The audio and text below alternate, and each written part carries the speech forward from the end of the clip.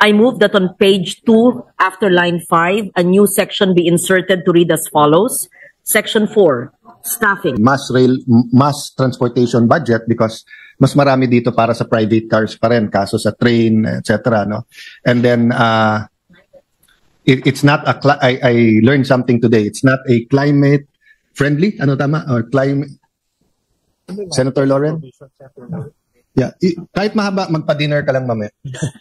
I don't believe it's a climate adaptive budget that reduces disaster loss. It lacks in sustainability, and it lacks the foresight and the vision and the implementation for the more than 10 environmental laws that can reduce disaster risk, considering that the Philippines is #1 in the World Risk Index in terms of natural hazards. Well, nagpapasalamat kami kay Senator Lauren because she introduced ang daming special provisions. Actually, almost, I think, 50 pages. Binasa ko one by one, and those are very good special provisions that we included in the committee report. Thank you. In the this version, Mr. President. My comments, just to be very, very fair to the hardworking chair who is also a sustainability advocate.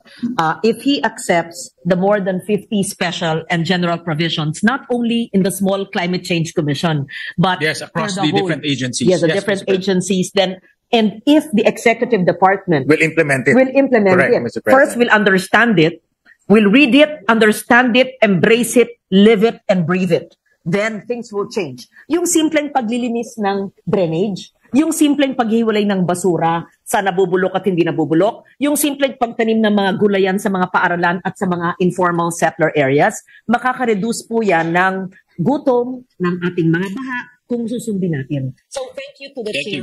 I did not realize that you accepted more than... But Senator Legarda, that's also why the minority appreciates the chairman. Actually, 13 lang tayo ngayon eh. If Joel leaves, pwede mag-quorum. But we do not want ma-delay yung budget, and there are certain things we feel strongly about. But to be fair to the chairman, he tries to listen to all of them and finding a way, di ba? Ang point lang namin, this is a much better budget than last year. It might be a much better budget than for so long, but it's not still a game changer budget. Di ba? So for example, all of us says local government. Yung tinanggal sa DPWH na 300B, pwedeng ibigay sa local government. Okay lang magtanong, Mr. Majority Leader, basta't magpakain lang mamaya. Thank you, Mr. Housekeeping President. lang, Mr. Chairman, yes, housekeeping.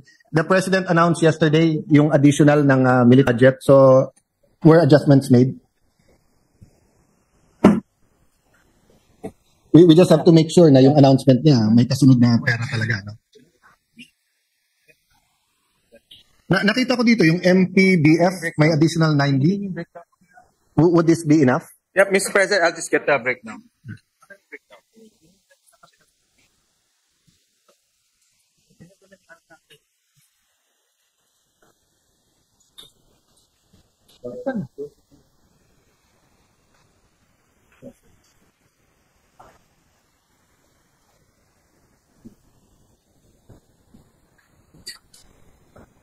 Mabilis pa.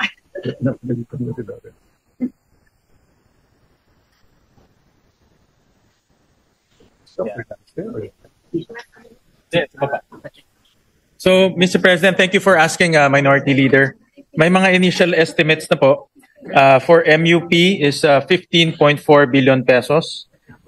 For the pension is about 6 billion pesos, so a total of 21. Kukunin ho yan sa MPBF and also sa PGF, Mr. President. So for the record, you need, pakiulit lang po yan. So you need 15 billion for 2026 for PS requirements.